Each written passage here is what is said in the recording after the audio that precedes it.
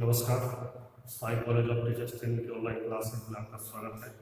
आज हम पढ़ेंगे बीएड फर्स्ट ईयर,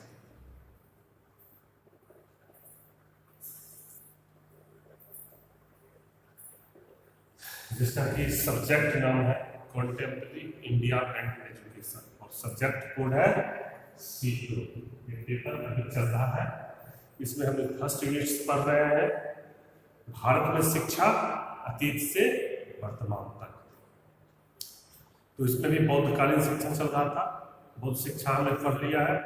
अब अगला जो टॉपिक हम पढ़ रहे हैं वह है कि वैदिक कालीन शिक्षा तथा बौद्धकालीन शिक्षा का तुलना करते हैं। तो इसमें हम अभी समानता पढ़ रहे हैं। समानता का 2 पॉइंट हमने पिछले क्लास में पढ़ लिया था और आज हम इसको आगे पढ़ेंगे। तो आते हैं समानता का तीसरा।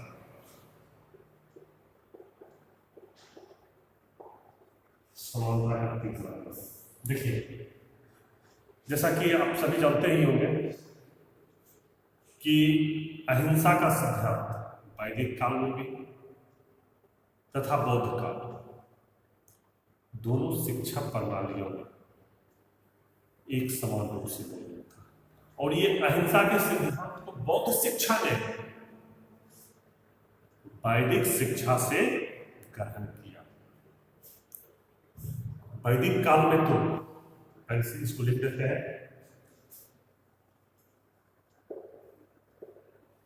अहिंसा को बौद्ध शिक्षा ने वैदिक शिक्षा से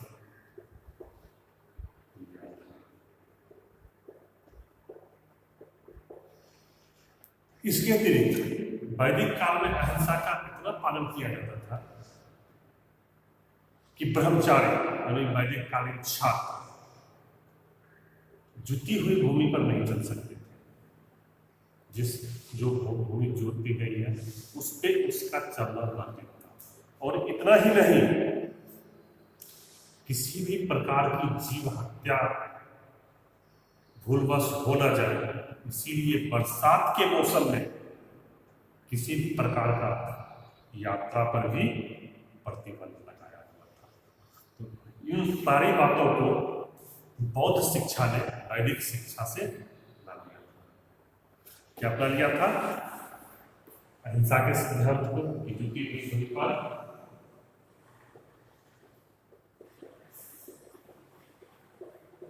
नहीं चल रहा है तथा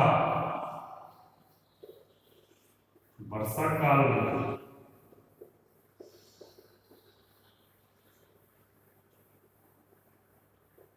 किसी प्रकार की यात्रा नहीं। क्योंकि वर्षा काल में संभावना रहती है छोटे छोटे जीव बाहर निकलते हैं तथा जुती हुई भूमि में भी छोटे छोटे जीवों को निकलने की पूरी संभावना रहती है। इसीलिए वैदिक काल में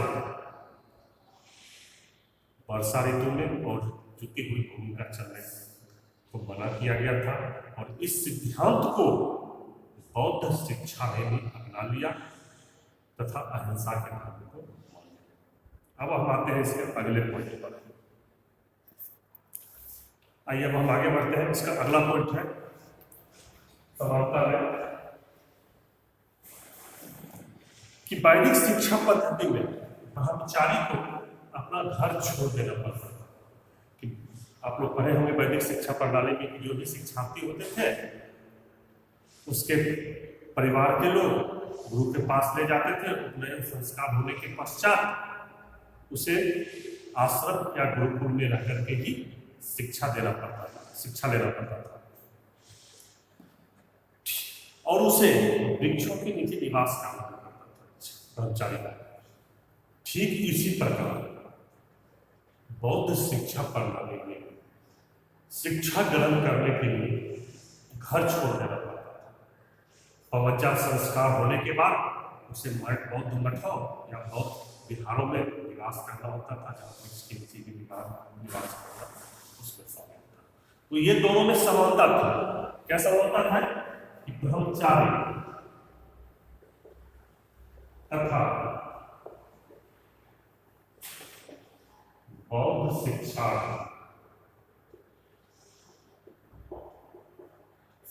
दोनों को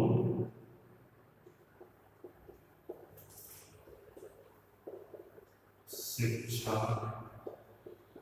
ग्रहण करने के लिए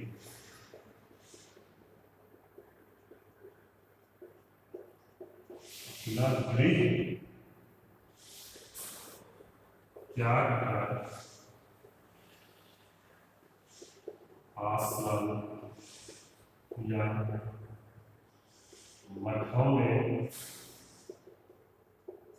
वृक्ष के नीचे निवास करना। देखिए, ये दोनों में बहुत समानता, घर छोड़ने की बात और वृक्ष में निवास करने की बात। इन दोनों बातों को बौद्ध शिक्षा प्रणाली ने वैदिक शिक्षा प्रणाली से अपनाया था। कि जैसे वैदिक शिक्षा प्रणाली में ब्रह्मचारी के लिए नियम था कि वह नैन संस्कार करने के पश्चात जब तक उसकी शिक्षा पूरी नहीं हो जाती थी वह अपने घर वापस नहीं जा सकता था।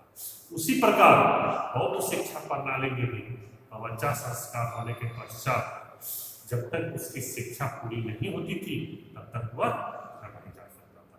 तो ये दोनों में सवाल था। अब आप बढ़ते हैं हम इसका अगला।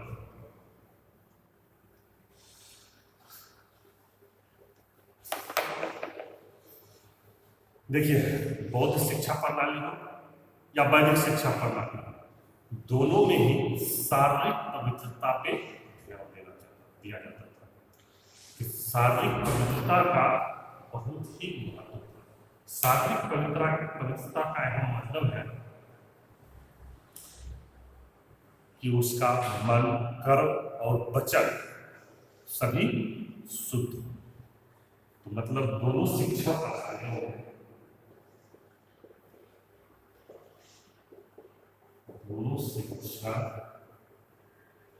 प्रणालियों में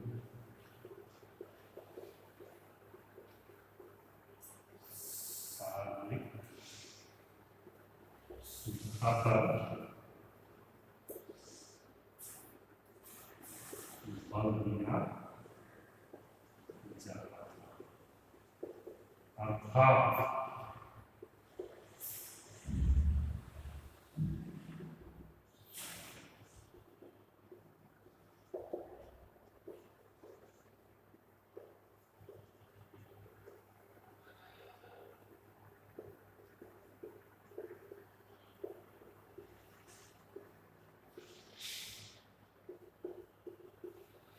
ये दोनों में बहुत बड़ी समानता थी।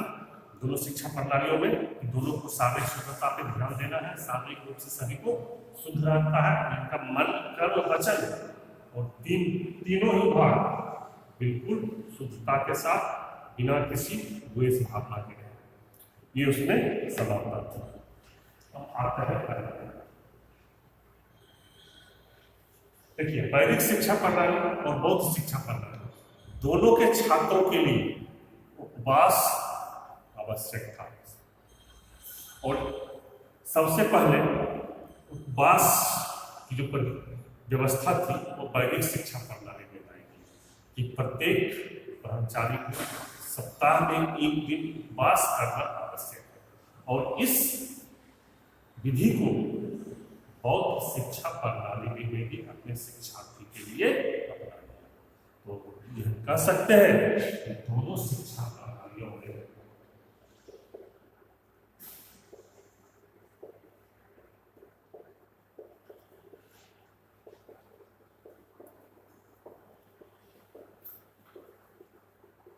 उपवास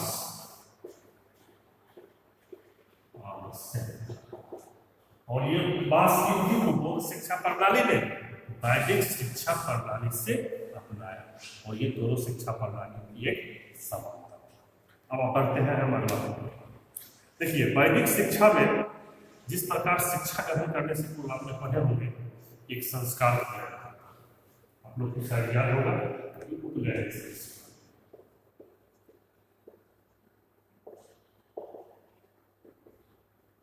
उपनयन संस्कार करने के पश्चात ही हुई वैदिक शिक्षा ग्रहण कर सकता था। उसी प्रकार बौद्ध शिक्षा प्रणालियों में आपने जो पढ़ा होगा पावरचा संस्कार और इसके उपरांत ही वह बौद्ध शिक्षा में प्रवेश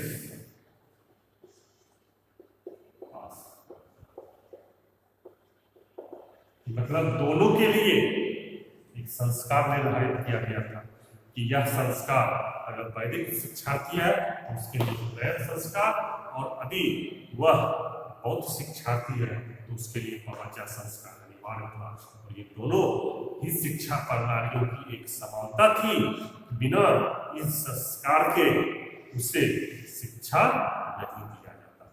अब हम आते हैं अगला प्रश्न।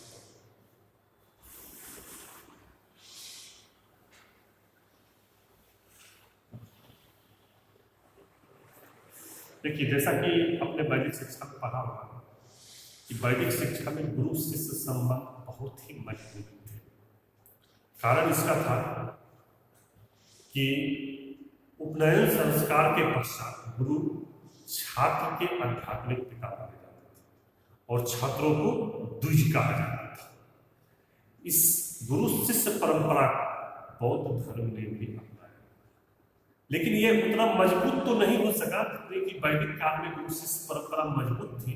उतनी मजबूत परंपरा बौद्ध शिक्षा प्रणालियों में नहीं हो सकी, लेकिन फिर भी बहुत हद तक ये समानता थी कि वैदिक शिक्षा प्रणालियों की तरह बौद्ध शिक्षा प्रणाली भी ने गुरु शिष्य परंपरा को अपनाया तथा ये विचार उत्पन्न किया कि जिस प्रकार ब्रह्मचारी गुरु की सेवा करते हैं, सम्मान करते हैं, उसी तरह बौद्ध शिक्षार्थी भी अपने शिक्षा का गुरु अर्थात बौद्ध भिक्षुओं की सेवा करें, सम्मान करें। लेकिन हालांकि बाद में उसको समानता में पढ़ेंगे कि जितना गुरु शिष्य संबंध मजबूत वैदिक शिक्षा शायद वैदिक शिक्षा में था उतना मजबूत बौद्ध शिक्षा में। तो ये सवाल, लेकिन फिर भी इसे हम एक समानता के अंतर्गत जानेंगे कि वैदिक शिक्षा प्रणाली की वैदिक शिक्षा प्रणाली की गुरु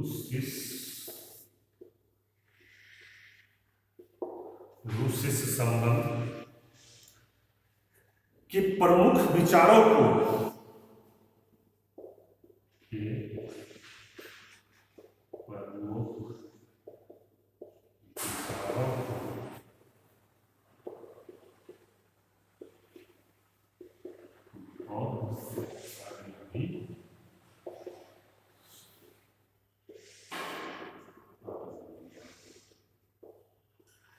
तो ये था दोनों में समानता।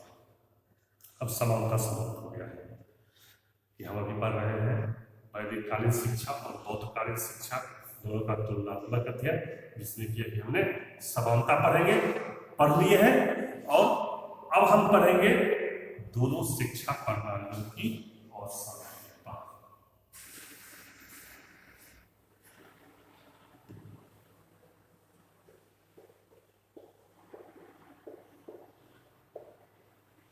देखिए दोनों शिक्षा प्रणाली में क्या क्या अलग था। सबसे पहले तो असमानता का पहलू इसमें है कि वैदिक शिक्षा प्रणाली को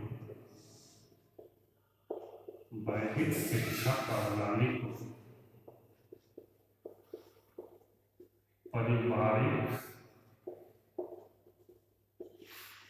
प्रणाली कहा जाता है। क्यों कहा जाता है इसके बारे में आप लोग जानते हैं। क्योंकि इस प्रणाली में, वैदिक शिक्षा प्रणाली में, गुरु का घर या आश्रम जो छात्रों का विद्यालय होता था, वहीं उसे निवास करना होता था और वहीं उसका शिक्षा ग्रहण कर सकता था। इसीलिए इसे पारिवारिक शिक्षा प्रणाली कहा जाता है। जबकि बौद्ध शिक्षा प्रणाली जो है वो बौद्ध संघ की प्रणाली, जो बौद्ध संघ ने बनाया है, बौद्ध संघ की शिक्षा प्रणाली है। इसमें परिवार का जो स्थान है वह बौद्ध संघ को ले लिया, विभिन्न मठों विहारों ने मिलकर के संघ बनाया और इसे शिक्षा का मुख्य नियंत्रण हुआ था। बौद्ध संघ लिया था और शिक्षा का केंद्र बिंदु जो है वह बौद्ध मठ बन गया था। इसीलिए कहा जाता है कि बौद्ध शिक्षा ने गुरु और शिष्य के बंधन को जो है बहुत हद तक नष्ट किया था। हालांकि गुरु शिष्य की परंपरा को उसने कुछ अपनाने का प्रयास किया था, लेकिन पारिवारिक प्रणाली नहीं होने के कारण जितना नियंत्रण वैदिक शिक्षा में गुरु का होता था, उतना नियंत्रण बौद्ध शिक्षा में गुरु का शिष्य पे, इसमें एक प्रमुख असमानता थी। अब हम इसके अगले पॉइंट की चर्चा अगले क्लास में।